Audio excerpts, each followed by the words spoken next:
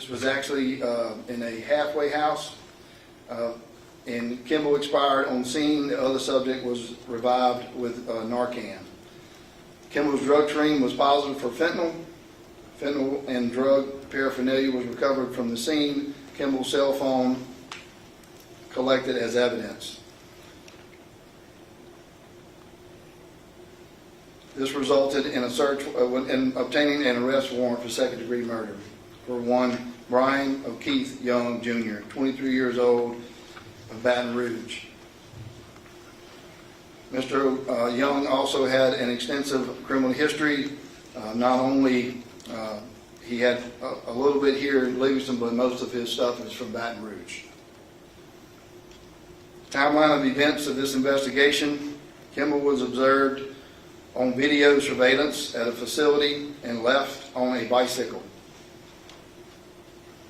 Kimball was later observed on video surveillance at a Circle K convenience store at the intersection of Hatchell Lane and Cochran. Approximately 2300 hours, Kimball observed on video surveillance meeting with a vehicle in the parking lot. Kimball and the vehicle leave the area where Kimball returns to Wood Lake at approximately 2305. Kimball and other subjects continued to hang out in the smoking area until passing around 23:30 hours. Through the investigation, detectives were able to collaborate the movements of the victim as well as suspects by digital and physical evidence. Detectives recovered digital communications between the victims and suspects relative to the sale and possession of controlled dangerous substance, the distribution of it. The digital evidence also assisted in providing the identity of unknown suspects and the vehicles that were utilized in distributing controlled dangerous substance within our parish. Like I said earlier, these cases are not easy, and I'm very proud of these individuals that are with me today, that they stuck to it and went through this with basically a fine-tooth comb to make sure we had the evidence we needed to turn this over to prosecution. We've always worked really well with our district attorney, Scott Perilou, and I know these cases aren't easy. I'll let him comment on that. So, Scott, you want to step in? Yeah, thank you, Sheriff. Good morning, everyone. I'll be very brief. I will say that the unlawful distribution of fentanyl and opioid-related products is probably, it is unprecedented, the level of destruction and harm this has caused. And the coroner's office is here represented and can enlighten you on some of the statistics probably. But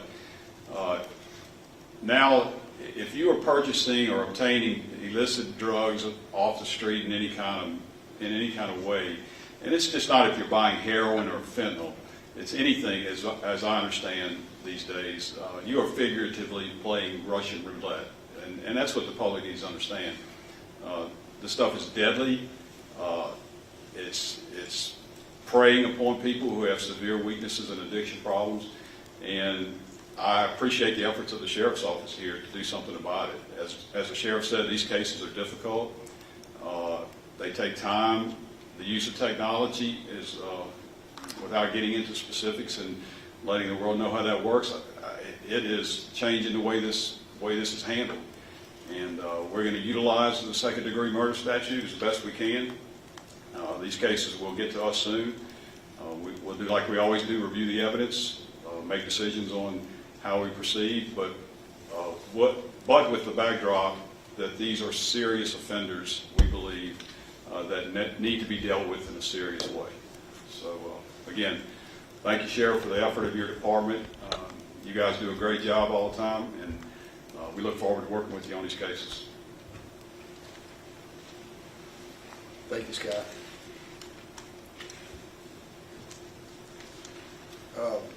Jim Brown is here as the Chief Investigator for the Coroner's Office. Jim, you want to take a moment to talk about the stats and stuff that y'all are seeing? Yes, sir. Go ahead.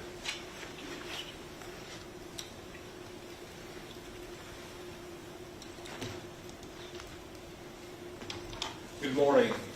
I would just like to thank the sheriff for the opportunity to speak here today to help communicate what he and the district attorney's already talked about, is the deadly consequences of using drugs in today's world. You know, fentanyl is a problem nationwide, but it also has come home, of course, to root here in Livingston Parish as well. We have a tremendous problem with this here, and it is everywhere. It's just terrible. But I will tell you this, that over 90% of all overdoses that we had last year were fentanyl related. We had 100, hold on one second, correction. We had 86 overdose deaths last year, and 90% of those had fentanyl in some form or fashion.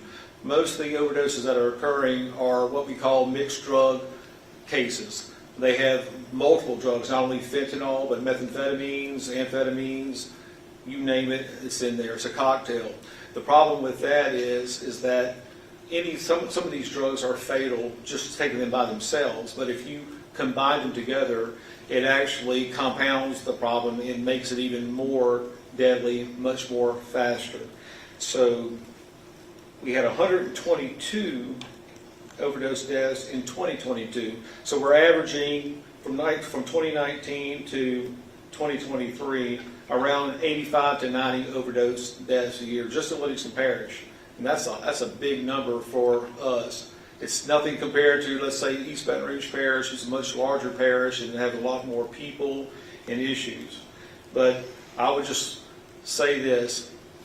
Years ago, people used to experiment with drugs, and it was, okay, you could get away with that. Today, one mess up, one pill, one little bit of fentanyl, that's all it takes, and you lose a loved one. People don't understand how little bit of fentanyl is required to kill someone. If you were to get a United States penny and cover up one digit with a little bit of the fentanyl powder that's been crushed up, that is a fatal dose of fentanyl. So that's very alarming. And I've heard of deaths, talking with other coroner's offices throughout the state, where they have worked deaths where somebody had decided to try marijuana, smoking a marijuana cigarette that had been laced with fentanyl too. They didn't know, of course, and they passed. They passed right there on the spot. It is deadly. It's a tremendous tragedy that we're having to deal with, and I'm very, very proud of the Sheriff's Office for the due diligence that has been done, and will continue to be done by their detectives in making these kinds of cases. I'm former law enforcement, and I've retired. I was a detective at one time with the Sheriff's Office, but I don't know of any other prosecutions or potential prosecutions that have been made statewide pertaining to the arrest of somebody who either distributed the drugs to a person who subsequently passed or administered the drugs to somebody who subsequently passed. So it's a big day in Livingston Parish to put the people on notice that if you're dealing drugs in Livingston Parish, or you're administering drugs in Livingston Parish, law enforcement is coming for you. Thank you very much.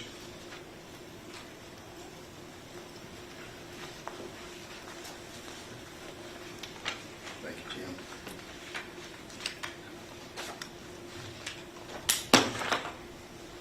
I don't know who that was.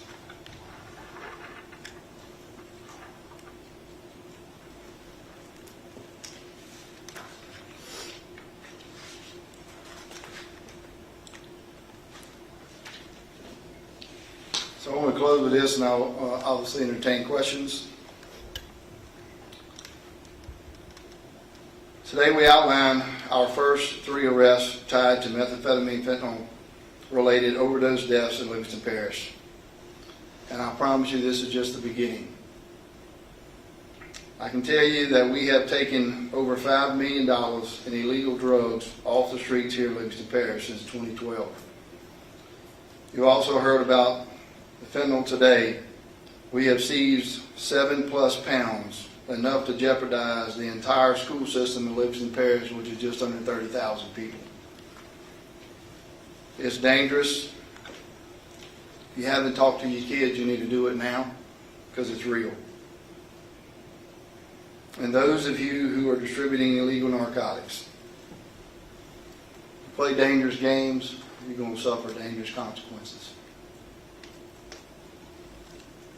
We hope that more of you will continue to come forward because we are only as good as the information we receive in some of our cases.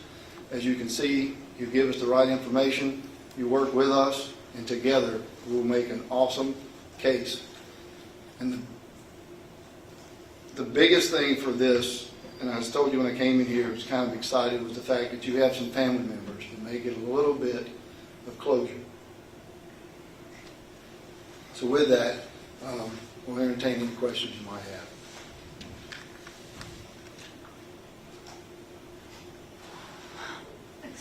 Can you give us the spellings of the victims?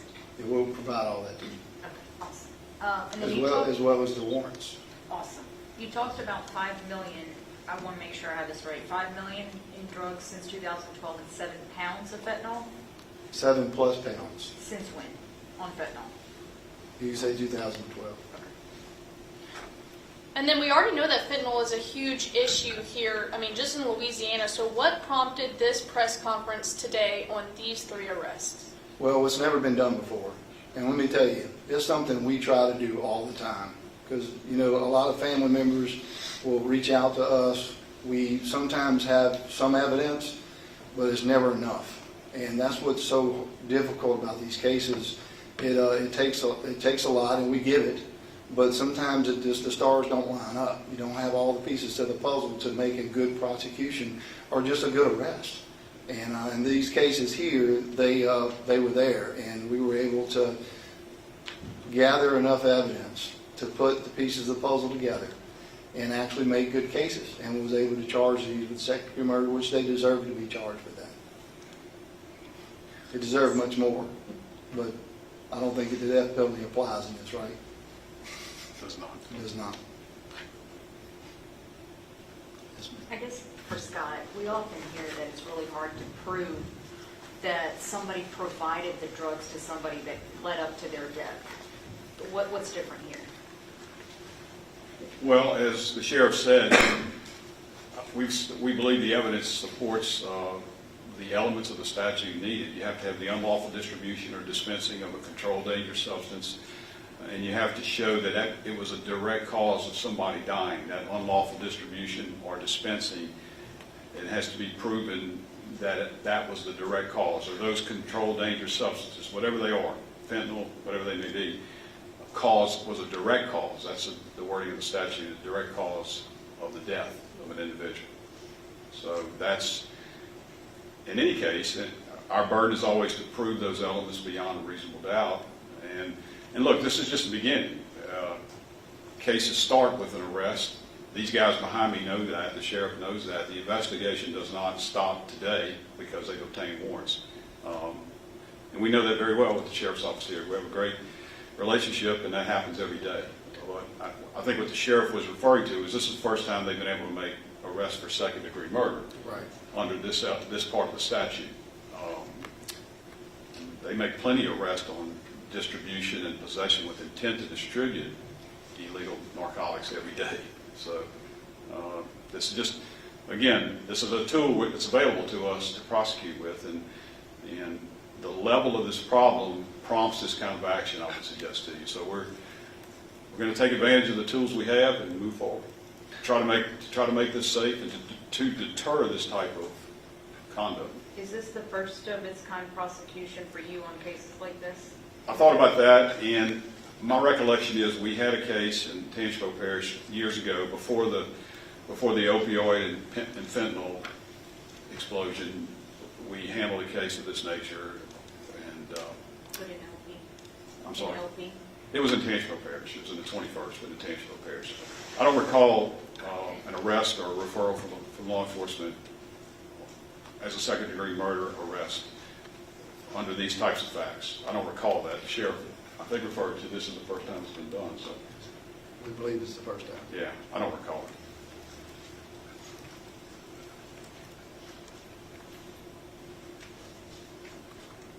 it. Any other questions? What's the message out there, I guess? Talk to the people who, so you talked about drugs in the LP, obviously, it's a well-known fact, there's meth, there are other drugs in Livingston Parish. What are you hoping with this? Well, I'll just comment, I know this is not limited to Livingston Parish. It doesn't, you can Google very quickly how this is an issue everywhere in this country. And fortunately, the Sheriff's Department has taken some steps to do something about it. We want to follow up in the DA's office and do what we can. And again, it's to try to make this community safe and deter this type of conduct. I don't know if we can overstate the problem. With the coroner's office here, we don't know about it. In the DA's office, I don't know about law enforcement knows about all the overdoses or near overdoses. A lot of times they survive. It's still an overdose, just maybe not a death. So we hear about it every day. I know I hear about it every day, and I'm sure that the sheriff does and the coroner's office definitely does. And it is just hard to overstate this issue, based on what I know. And it's not limited to just somebody buying fentanyl or heroin. I think they're seeing it now, and these guys can elaborate more. We're seeing it marijuana laced with fentanyl. The pill presses that are out there now creating these pills look like something that comes from your local pharmacy, laced with fentanyl, which is, as Jim Brown said, can be deadly. So this stuff is far more serious than anything that I've ever seen with respect to illegal narcotics in our area. I'd like to make one comment on what the district attorney said. One day last year, I was at the scene of a overdose death, and Detective Sergeant Stephen Lovett was on the scene, and that was the first death that evening. It was like 7, 8 o'clock at nighttime. And we got into a conversation, and I said, man, this may be a bad evening. I hope there's no more deaths, no more overdose deaths. And he said earlier that day, because he had worked all that day, there had been 6 previous overdoses in the 12 hours prior to us meeting together for this overdose death. But they were all revived by Narcan. A lot of the families now know that their loved one has a substance abuse problem. So what are they doing? They're getting their own Narcan, and they're keeping that. They have it in their room. They keep it on their person so that they can run and go aid their loved one. So that's a very, very true statement. Out of the overdose deaths that I mentioned to you earlier, if without Narcan and with proper treatment, those numbers could be exponentially higher than what we are actually experiencing. So that's just something for you to think about and to be aware of. Thank you. Sure, same thing. I mean, a lot of fentanyl you see with kids, high school kids or young adults. What's the point? What message are you trying to get across to them? First off, I think that these parents need to be making sure that all of our kids are very educated and understand how serious this is. Because like Jim referred to earlier, I mean, or maybe it was Scott, even a marijuana cigarette, well, it's not a big deal, it's just marijuana. Well, you don't know what it's laced with nowadays. And it's very, very dangerous. And it don't take but just a very small amount. And the next thing you know, your child's not with you anymore. And we don't want that. And so we have been very aggressive toward these illegal narcotics on our street. We make no bones about it. And it's just something, like I said earlier, if you want to play dangerous games, you're going to suffer dangerous consequences. And our investigation does not end there. It's just the beginning when we get you. We're going to find out what you've done, who you got it from, and we're going to do everything in our power to make a case. And my message is real simple. Don't do drugs, and educate yourself and understand as a parent it's your responsibility to stay on top of your children. And no matter what their age is, even in adulthood, make sure they understand and know what they're getting into. And I just think that they kind of neglect their responsibility sometimes, these kids, and I think it's a big deal, and it's too late whenever they realize that it is a big deal. And so, again, we're going to do everything in our power to make these cases. We're going to continue to do everything in our power to make sure that we keep these drug dealers off the street and in jail where they belong. And again, my heart goes out to these families that's involved in this. Not only these cases, there's a tremendous amount of cases in our parish that these family members deal with this, and it's just sad. And we don't want to forget about them as well. I'm sorry, I have one more question. Is there something that maybe people aren't aware of? Obviously, we've heard about the pills, we've heard about marijuana lace, but we've seen the problem of candies. Are there other things parents or people need to be aware of that are laced with drugs here? I don't think I think there's any type of illegal narcotic you can get now, even the ones they skimming by in these convenience stores, and the vapes and all that kind of stuff. It's all of it's dangerous. And I just think that they're not as educated as they used to be, and maybe they have busy lifestyles and not paying attention.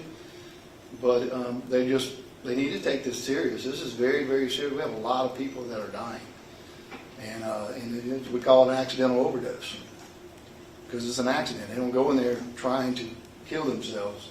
And again, it's dangerous. We want people to be aware. We want them to educate themselves. And we also want to serve notice on our drug dealers that, you need to go somewhere else is what you need to do, because we're going to come after you with all we got. Okay. How many fatal overdoses have there been just this year? If you know that. Yes, ma'am. In Livingston Parish this year to date, we've had 43 overdoses. 43. So we're on track to either tie or break a record, most likely. That's deaths, right, Jim? Overdose deaths. Yeah. Right, yes, sir, that's correct. One thing I'd like to also mention while I'm up here is that drug addiction and fentanyl, meth use, and all that crosses all socioeconomic boundaries. We've worked overdose deaths from 16-year-olds all the way up into their 70s, believe it or not. All age groups, all types of people, So it is very, very, very serious, and just be cognizant of that. Thank you. And what was, do you have a number for like last year's overdose deaths? Yes, I do. In Livingston Parish, in 2021, we had 103 overdoses. In 2022, we had 122. In 2023, we've had 86, and year to date, we've had 43 total overdose deaths in the parish.